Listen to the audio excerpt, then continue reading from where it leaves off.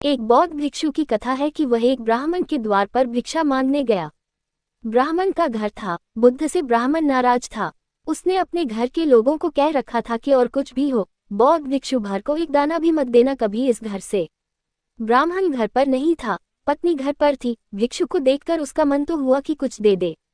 इतना शांत, चुपचाप, मौन भिक्षा पात्र फैलाए खड़ा था, और ऐसा पवित्र, फूल जैसा। लेकिन पति की याद आई कि वह पति पंडित है और पंडित भयंकर होते हैं, वह लौटकर टूट पड़ेगा। सिद्धांत का सवाल है उसके लिए। कौन निर्दोष है बच्चे की तरह, ये सवाल नहीं है, सिद्धांत का सवाल है। भिक्षु को, बौद्ध भिक्षु को देना अपने धर्म पर कुल्हाड़ी मारना है। वहाँ शास्त्र मूल्यवान है, जीवित सत्यों का कोई मूल्य नहीं है। तो भी उसने सोचा कि इस भिक्षु को ऐसे ही चले जाने देना अच्छा नहीं होगा। वह बाहर आई और उसने कहा, क्षमा करें, यहाँ भिक्षा न मिल सकेगी। भिक्षु चला गया, पर बड़ी हैरानी हुई कि दूसरे दिन फिर भिक्षु द्वार पर खड़ा है।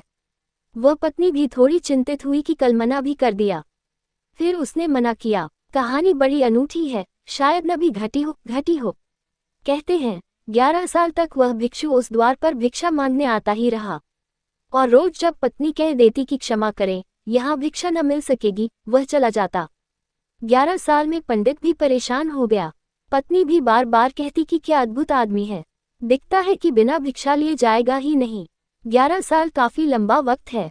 आखिर एक दिन पंडित ने उसे रास्ते में पकड़ लिया और कहा कि सुनो, तुम किस आशा से आए चले जा रहे हो, जब तुम्हें कह दिया निरंतर हजारों बार। उस भिक्षु ने कहा, अनुग्रहित हूँ, क्योंकि इतने प्रेम से कोई कहता भी कहाँ है कि जाओ, भिक्षा न मिलेगी। इतना भी क्या कम है? भिखारी के लिए द्वार तक आना और कहना कि क्षमा करो, भिक्षा न मिलेगी, क्या कम है?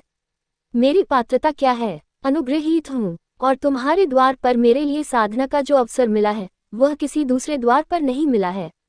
इसलिए नाराज मत हो, मुझे आने दो। तुम भिक्षा दो या न दो, ये सवाल नहीं है। दोस्तों, कहानी पसंद आए तो लाइक और शेयर जरूर करें। फिर मिलते हैं हर दिन एक नई कहानी के साथ। नमो बुद्धाय।